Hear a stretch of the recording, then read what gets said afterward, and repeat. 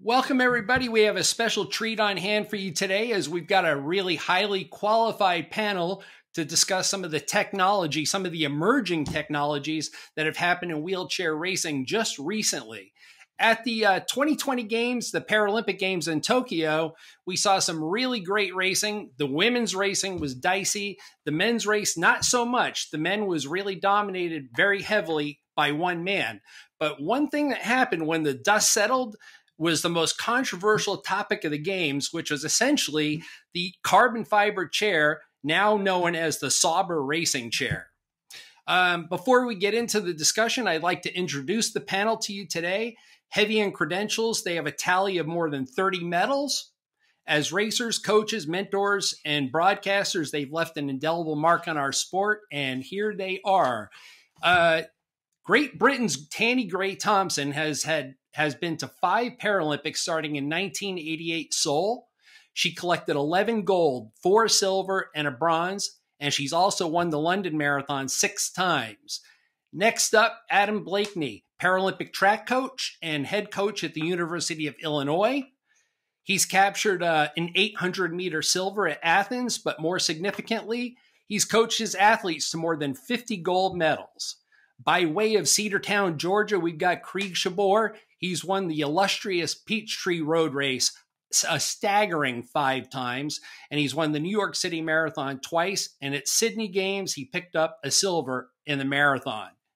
And last but not least, our Canadian racer, Jeff Adams, over 6 Paralympic Games. He's racked up 6 gold, 4 silver, and 6 bronze. Hi, everybody. How y'all doing? Hey, I want to jump. It's good to see you guys too. You know, I want to jump right in. When we started to talk about the games on social media, the predominant topic, even though all the racing was really fantastic, was the carbon fiber chair. And here's what I know about the Sauber carbon fiber chair. It's light, it's aerodynamic, and it's expensive, and only a few people have it in competition right now. So first of all, let's get some thoughts on the chair and whether or not you think it affected the so-called playing field as we saw it in the games in 2020. And I'd like to start off with Tanni Grey-Thompson. Tanni, what do you think? Well, I've been around a really long time in the sport, and there's been a debate for a while about, the quality of equipment and chairs. You still have to be athletic and be able to push the chair and maximize everything that's in it. And for me, there's a lot of talk about the frame. I was really interested in how the push rims were attached to the wheels, which was a slightly different way from we've seen before, which I think was interesting. But if I look back, actually probably 20 years ago, a Swiss athlete called Franz Niedlichbach, his chair was, looked like he built it in his back garden, a couple of his first chairs, and he was, really dominant. So, yeah, the chairs do help and they do matter, but you also have to get your timing right in the push technique. You have to be tactically astute, and you have to be able to drive the chair forward. So, I think it's pretty hard if you're not winning. It's very easy to complain about a chair, but there's lots of other things that are part of that as well. It's pretty difficult to separate that chair from Marcel Hug. And we're not going to point fingers at Marcel because Marcel did a really bang-up job. I mean, that guy, he really dominated. He was fit. I mean, there's really no doubt about that. But none of us would have turned down technology like this. If you had been given the option, Jeff Adams, to race in a chair like that, wouldn't you? Yeah, I mean, I did everything possible to get myself a chair like that. I mean, I was even building my own chairs, in the late, mid to late 2000s, trying to get that full carbon frame going, which I actually raced in from 2006 on. So yeah, the technology makes a massive difference, and I think carbon has been the go-to in the bike industry for so long. And if there's anything that we know, it's that they don't do things for no reason in the bike industry. So if they're using carbon, there's a reason for it.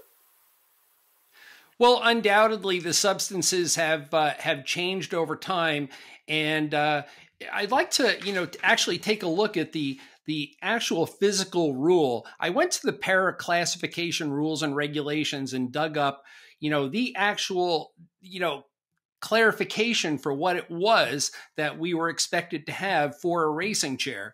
And I can't go through every single one of them, but C on page 81 states clearly that the frame structure must be made of a material which provides sufficient stability and stiffness for safety purposes. I know that's pretty vague, but also there was an unwritten rule that was really attached to this too. What I kept hearing was, as long as a product is commercially available to the public, then that should be enough. But realistically, we know that even though a Lamborghini might be commercially available to the public, not all of us can afford it. Adam, do you feel in some way, shape, and form that that this chair should have been allowed, or that we should have had a different set of standards? I mean, you've been around the game a pretty long time as a coach. Yeah. So the rule that you reference is 3.1.2.3, and that's in the World Parathletics Rules and Regulations book, and it does stipulate that these any technology and equipment has to be commercially available. Now, what that means in terms of nowhere does it address a price point, but let me say that it, directly related to the Sabre chair, I think it's difficult. I'm a data guy, and it's difficult to make any conclusions on the performance advantage or lack thereof without any type of quantifiable data. There was multiple variables at play in the setup, wheels and tires, and in addition to the chair. So I think I make that point first, that drawing conclusions on performance gain or lack of, I think that's a challenge. Without that data, that's a challenge. But to the point of being commercially available, I think that, and I'm a huge proponent of innovation in the sport. I think that it continually drives the sport forward and in a very, very positive way. And I think it can be very much a virtuous cycle. But I qualify that by saying that innovation must be accessible to the vast majority of the athletes, and that's the good idea behind this rule, commercially available, is that no one single athlete should monopolize a particular equipment or technology, and so that being the case, we have to look at is technology equipment commercially available, and the fact that it's available and used by the majority of athletes. And if it's not, then why is that, right? What could be some reasons for that? And I think certainly the price is, if there's equipment that's 5 times to 9 times the price of what's most commonly used in terms of the technology, the entry point for participation in the sport, then I think that there is some consideration. Does that meet the spirit of what's commercially available? So cycling has a rule that says it has to be commercially available, but it also can't be priced, which de facto makes it inaccessible for the mass majority of athletes.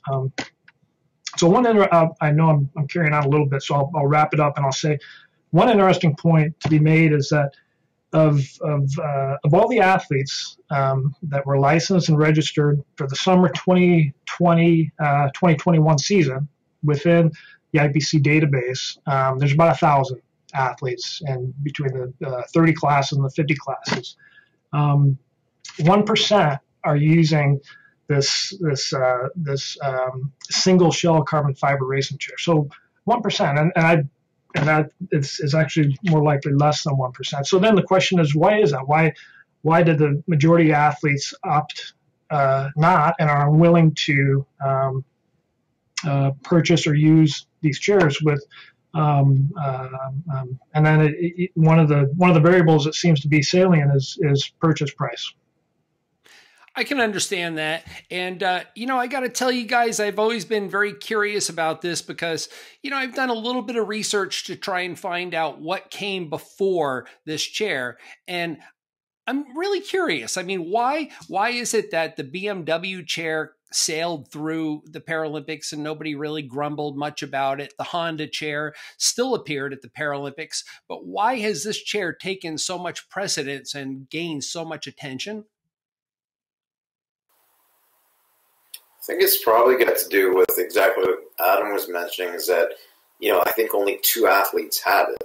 The BMW was getting close to that, but they had a handful more. I think that the point that people are missing is that this technology is printable, right? And this carbon technology is really opening a door to accessibility that is we got to get past a hump. But once we get past that hump, this technology is actually more affordable than welded aluminum. So by that I mean, if you design a chair that can be printed with the 3D printing technology that we have now that can print carbon fiber, Adam, your program could buy a machine or could lease a machine. I think they're worth about $100,000 now. And when I was running the wheelchair company that I owned prior to moving on, we had a printed everyday chair that we could make for a cost to us of about $800, and it was slick as, right? And so these racing chairs are going to become very, very affordable. They're being priced at a price point that is not reflective of the cost to build them. And what's happening is they're trying to recoup their R&D dollars. But once we get past that hump, this technology is actually not only very, very affordable, but will provide customization that we just can't do it using aluminum. So I think, turning our backs on this technology may be short-sighted. Well, I couldn't agree more, Jeff. I think there is a place for it, and we will get there. But yeah, just like every other product that comes out, initially it is not cost effective, and it's very expensive, and that's what we're seeing now. Krige, I remember reading something about you a few years back. I think it was when maybe Top End started to build one of their earlier carbon bikes, and you had gotten one. And I remember you saying that the ride was substantially different, and I'm paraphrasing, and that you really felt a difference. So where do you stand on the carbon fiber issue? Let me just jump back real quick. Yeah, I'll get to that. But I think, the big reason why all of this is such big news now as well, I think mainly is because Marcel is in a phenomenal shape. I think we can all agree on that he probably has never been in shape like he is, and just to bring it out even more with the chair that he's riding now, that definitely elevates the point. But I'm all for innovation. I'm all for carbon.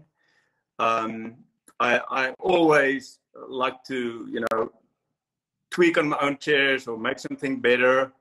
And then in 2017-18, Top End was tweaking with the idea of bringing a carbon hybrid out. Now, a carbon hybrid is a little bit cheaper than a full carbon because, you don't have all the whole frame is not carbon fiber. To make the whole frame out of carbon fiber is pretty expensive. And to make it more affordable, Top End decided we're going to make a hybrid. So the most part of the cage is aluminum still, so you can make it more, user-friendly and also custom built. And I got my chair here, and that first race I did was LA Marathon. I had a heck of a race. I won it, but I think I was riding more on adrenaline than anything else. But no, definitely the frame rides good, and it rides good on rough surface. But when you're on the track, I don't think there's a difference between carbon and aluminum. Right now we're taking a look at. We just took a look at the Top End chair, Krige, and I know that chair runs, pretty much fully loaded. It's about $9,000 out the door. Could you say, I mean, this is maybe a difficult thing to say, but let's say we swapped Daniel Romanchuk and Marcel Hug out from chair to chair. They each got, he got his custom top end and vice versa. And Roman Chuck is put into this slick carbon fiber chair. Is the result different at the Paralympics? Good question there. Real good question. On the track, it's not that easy to say because, there's not so many aerodynamics involved. Although, if you do move 15 miles an hour next to each other, say, for instance, me and Jeff go next to each other, we're pedaling along, and he, for instance, just getting behind me at 15 miles an hour, it will definitely feel easier for him, vice versa for me as well. So that does help when you take, aerodynamics in consideration. I think there is where the difference is. The carbon fiber chair of top end is pure tubing. There's no cone-shaped areas in the chair that you sit in a capsule. And I think that is where we kind of have to make the distinction where, like regular upright bicycles, all upright bicycles are regular standard carbon fiber or aluminum tubing. There's no cone-shaped areas on a bike where you sit behind something, where I think we have to be careful not to overestimate the area where the athlete is going to, place himself in and have that part of the frame give him an advantage. So basically, you're going to compare stock car racing to Formula One racing, if it makes sense.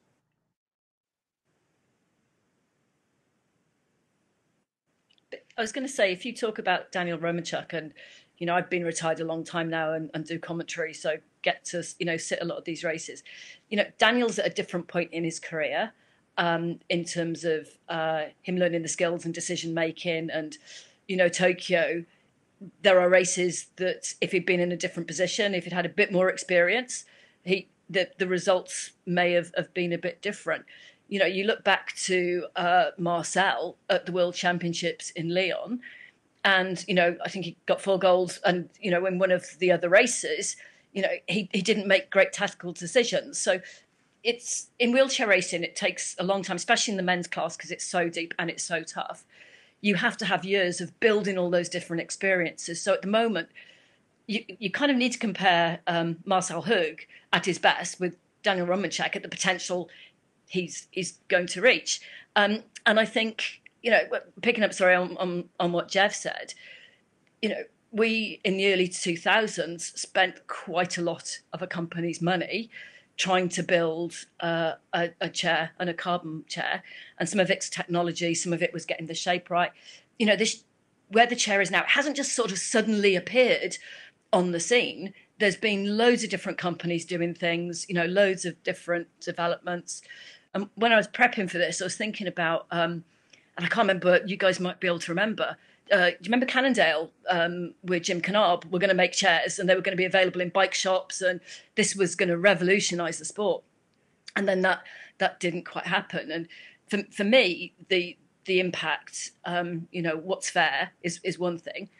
What I do worry about for the future of our sport is how that filters down to kids who want to participate. It's really difficult to buy a cheap chair.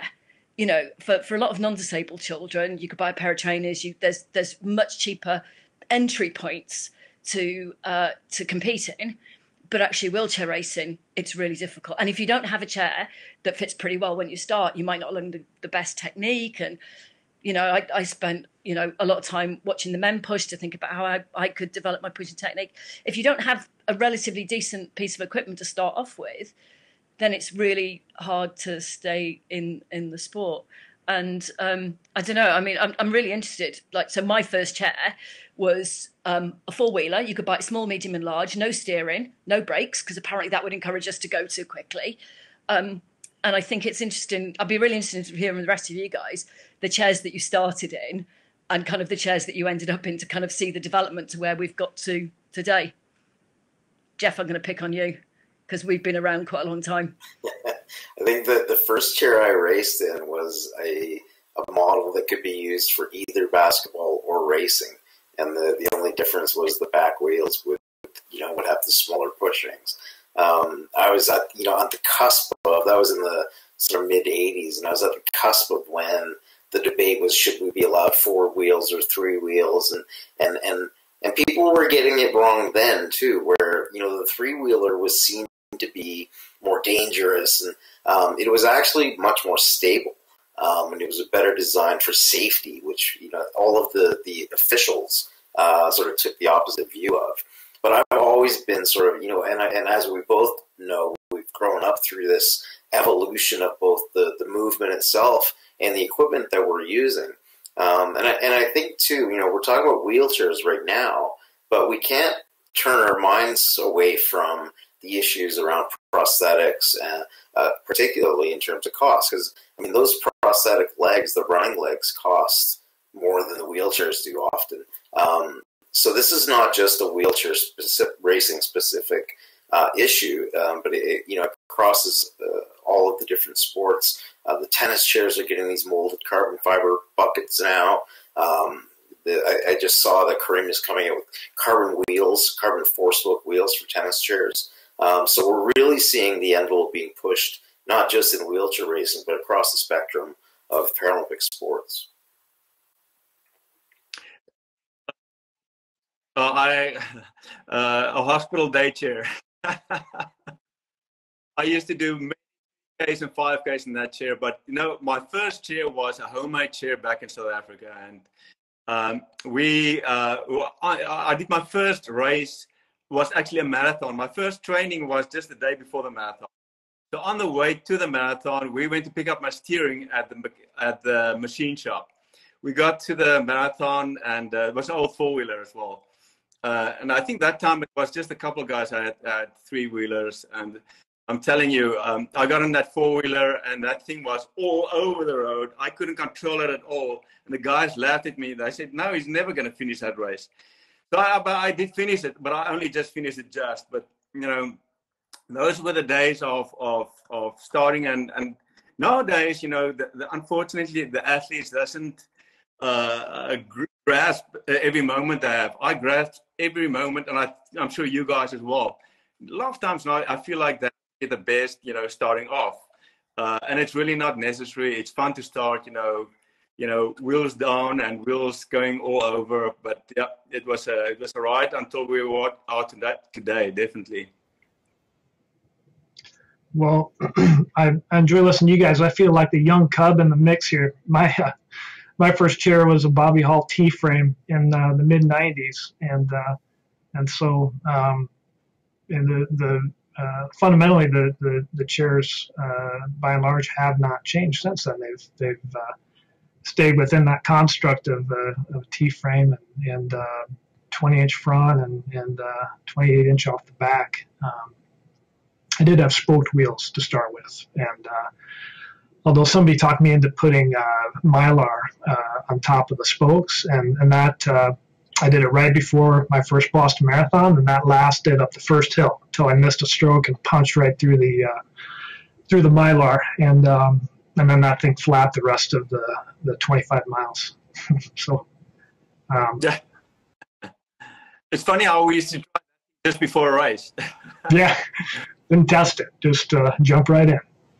Yep. It's pretty funny that, Adam, your first chair was maybe the only one that was commercially available out of all of us. Yeah, right. Because in the beginning, no one's chair was commercially available. They were all built in garages. Right. I think that touches too on the beauty of our sport and our history. Is that it's been innovation. It's been user driven and athlete centered and driven. And I think we don't want to divorce ourselves from that. But I think just the innovative component, I think, is really a rich part of our history that we can continue. But I do think in the late 70s and early 80s and is that those were able to be manufactured and developed in the garages, right? It was technology that was still widely accessible, not to everyone, but for those that could at least meet the minimum entry point for participation, they were able to do so. And that's I think the point which I think that we need to key in on, is to ensure that this innovation is able to be connected to our population. And I think, Jeff, to your point of looking at some of ways of rapid prototyping chairs and doing so cheaply and at easy points of contact with really across the globe. I think those are opportunities, but again, it has to be accessible. Outside of that, innovation really becomes just a very focused and a marginalizing part of the sport, and that's certainly not what we want. You know, technology is going exponentially, and it will be interesting to see now. You know, the last 15 years, there were some good changes in technology side, but now I think, like Jeff mentioned earlier, 3D printing, that part is coming on so fast. It is very expensive till now to do 3D. I know someone just recently printed a bicycle, an upright bicycle, out of titanium, 3D printed the whole bike. So yeah, it's doable. I don't know what kind of printer you used, but it will definitely be interesting to see where we are 10 years from now. But just to connect another dot, if we think of the photos that Jeff shared earlier today about positioning and so on, I think I see more and more athletes are locked into their chairs, very horizontal, very low, with a chin almost on the main beam. And if you look at Marcel, when he pushes in his racing chair, it's quite amazing because he doesn't move up or down at all. I mean, his coasting position and his pushing position, work position is just about the same. If I push on most of the other athletes, I have a total different position when I coast. I go down, where he is always down. So that is extremely economical, and it's way less energy spending and way more aerodynamic.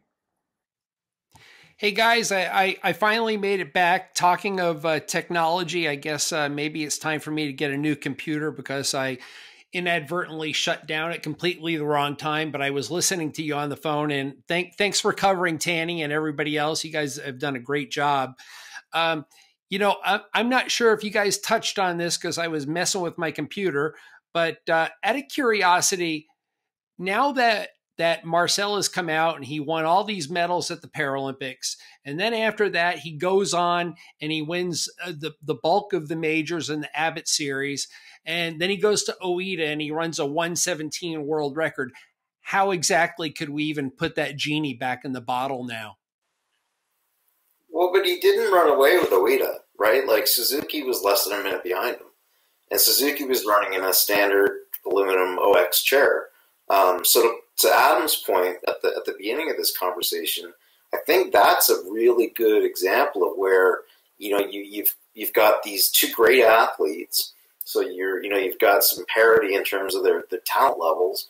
You have one using a full carbon chair that is undoubtedly the most technologically advanced, and then you've got one using an aluminum chair that technology has been pretty much the same for the last decade.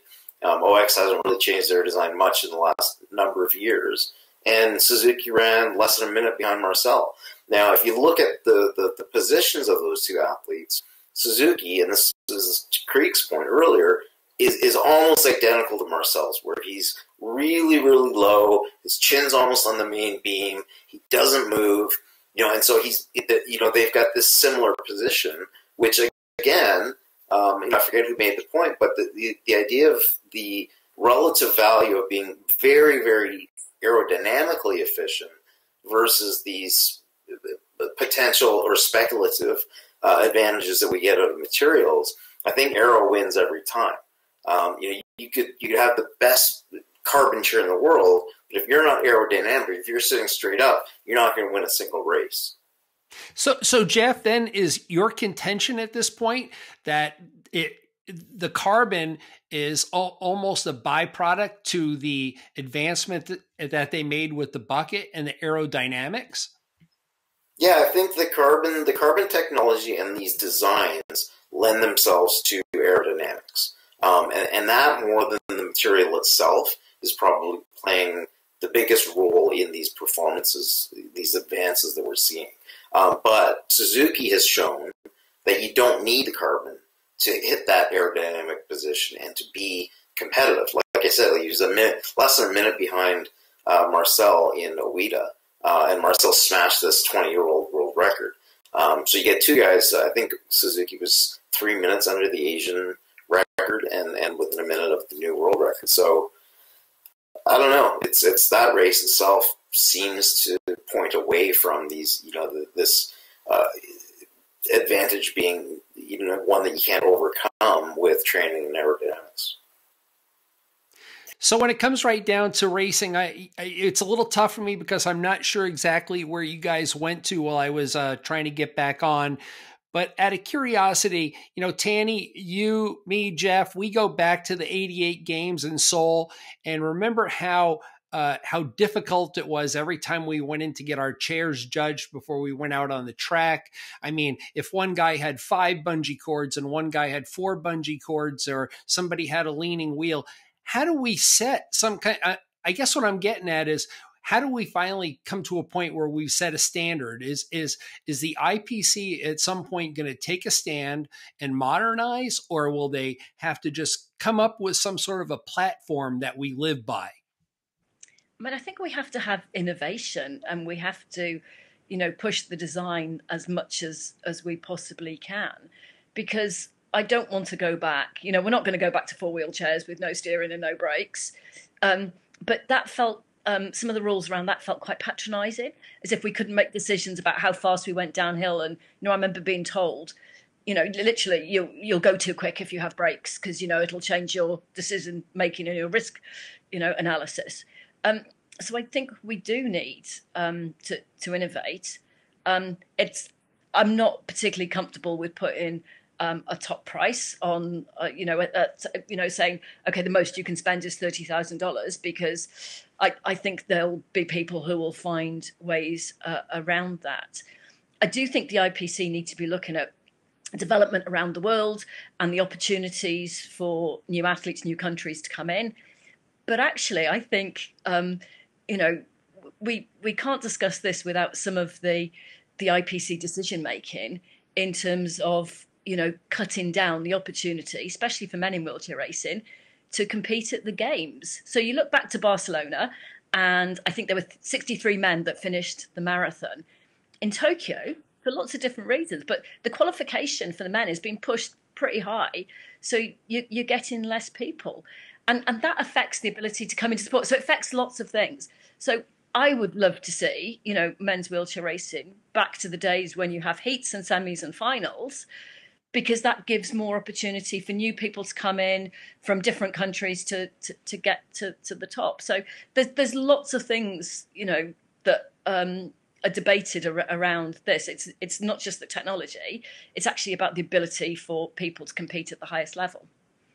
Undoubtedly, and that's another whole topic. So we should actually get back together again and talk about standards and how to get the sport into a regrowth phase again. But I know we should probably wrap this up, guys. So I want to pass this around and have everybody have an opportunity to answer it. When the dust settles on this whole issue, what's in the best interest of the sport? Let's start with Adam. Yeah. Thanks, Bob. I think that we need to have a balance of some sort between innovation. Let me rephrase it again. I think there's a balance between the competition based on athleticism and skill and tactical ability and all those qualities that determine who crosses the finish line first. There's a balance between that and also the technology used in the process. And I think that if we go too far to one side in terms of allowing unfettered innovation, it becomes a science fair project. And he who has the access to the most resources will likely be positioned in at relative advantage, and I don't think that's good for the purity of the sport. I'm not moving back into pre-1979 where everybody has to push in a day chair, and that's not what I'm asking for either. I think there's a balance where there's a winnable position where those points intersect.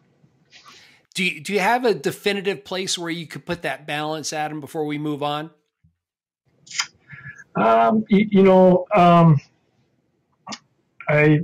You put me on the spot there.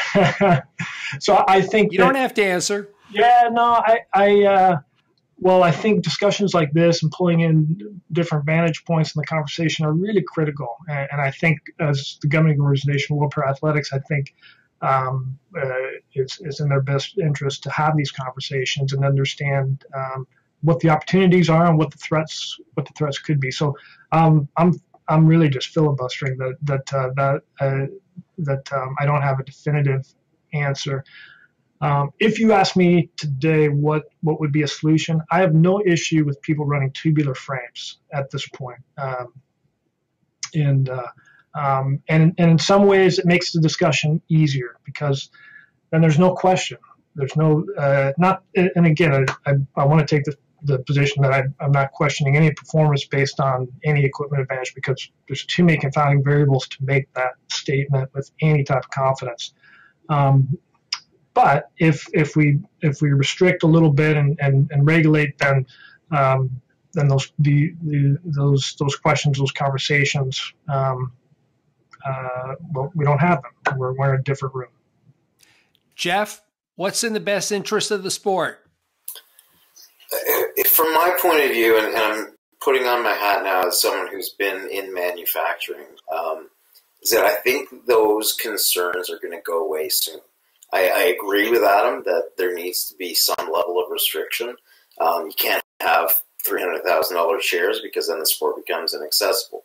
But from the other point of view, like just from if you're going to run a program, you can buy right now these machines that are fully capable of printing a 3D full carbon racing wheelchair are under $100,000. So you get a group of 6 or 7 or 10 athletes together who all want to build wheelchairs. You don't even need a real program. You just need a group of people. And now you're talking about the cost is in the design. And so once you start printing them, the cost goes down and down. And I'm convinced that these machines that are going to be able to print wheelchairs are going to reduce the cost in the long run. So I really think that pushing hard, leaning into the technology is in the best interest of the sport, knowing what I know about what is going to happen to the cost if we do. Krige Schabort, you're up. Totally agree there with Jeff and both Adam as well. You know, I think the most important thing is the athlete themselves, because if we bring athletes in, that's how we grow the sport. So first of all, we got to make it accessible to the athletes, and also then also make it so that it's affordable to them. And by, you know, for instance, if we do 3D printing, I'm all for it, but I still feel like you can do great things with just regular tubular frames than a full carbon cockpit that you're sitting in, and that is just as much technology as you need for either way. But I think it will bring the playing level more even if there's no questions asked about the aerodynamics of the chair or the positioning is a different story. You can sit in the way best for you. But yeah, I think over long term, definitely, if it's more tubular, no questions asked. Last thoughts, Tanni Grey-Thompson? We need innovation to keep the sport moving forward, but we also need balance. And we need to ensure that we have a pipeline of future athletes that are able to come in and be part of a great sport. And I think whatever, para-athletics or IPC decide to do, athletes need to be at the heart of that decision-making process. People who know the sport, I'm not volunteering to be that person, but people who know what it's like to race and is able to take a broad view. I think that will bring about, the best decision possible, rather than people sitting in a room who don't know the sport and don't know how it works. So I'm a really strong advocate for, athletes being able to feed into that process. And I think that will help the sport develop and grow and give people the opportunity to compete at the highest level. Tanni, thank you so much for covering for me. Adam, Krige, Jeff, guys, this was really well done. I think you guys have really shed some really great insight on, an issue that's obviously it's at the forefront of our sport right now, and it could change things forever. So, carbon is here to stay. It's just a matter of how it is we're going to go about, keeping it regulated and what it is that we're going to do as we move forward. So I'd like to thank you guys all once again. Really, really fabulous insights. Have a great day.